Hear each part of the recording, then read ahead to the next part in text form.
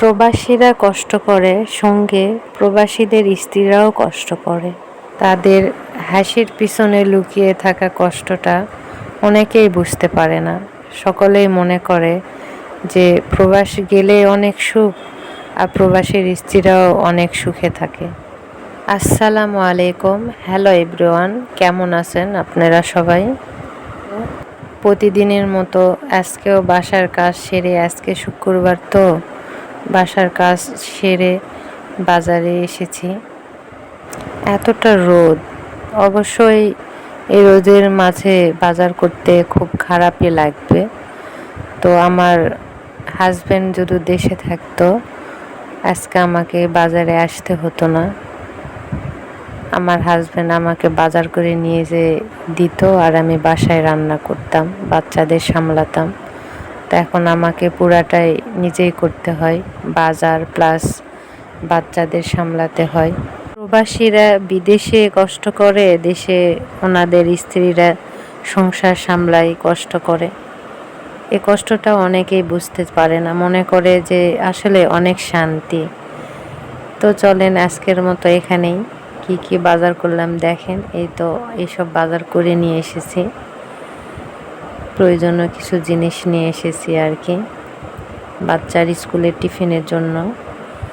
আর আসলে আমি বেশি করে একবারে কাঁচা বাজারটা করে নিয়ে এসে ফ্রিজে রেখে দিই, আমার বারবার বাজারে যেতে ভালো লাগে না। এই জন্য অনেক কাজ করেছি সকাল থেকে, শুক্রবার বাবুকে স্কুলে নিয়ে যাওয়াতে হয় না, এজন্য অনেক কাজ করার পর বাজার শেষে আজকে শুধু হালকা পাতলা একটু রান্না করলাম, বেশি কিছু করি নাই। তো আজকে এইটুকুই প্রবাস জীবন নিয়ে কথা বললাম।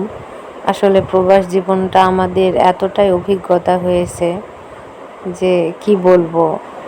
আমি এই অনলাইনে এই প্রথম আসলাম, ফেসবুক চালাইছি কিন্তু পেজ কখনো চালাই নাই। তো আস্তে আস্তে অবশ্যই আপনাদেরকে আমার তিক্ত বিদেশের অভিজ্ঞতাটা আপনাদের সঙ্গে শেয়ার করব। আমার হাজব্যান্ডকে নিয়ে কতটা বিদেশ নিয়ে আমি পেরেশানিতে ছিলাম এবং এখনও আছি। তো আপনারা দোয়া করেন আল্লাহ তাআলা যেন আমার এই সমস্যাগুলো সমাধান করে দেন।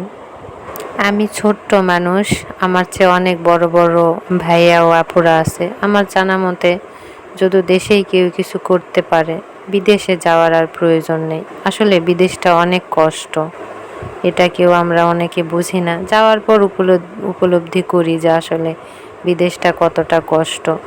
আল্লাহ হাফেজ, সবাই ভালো থাকবেন ও আমাদের জন্য দোয়া করবেন।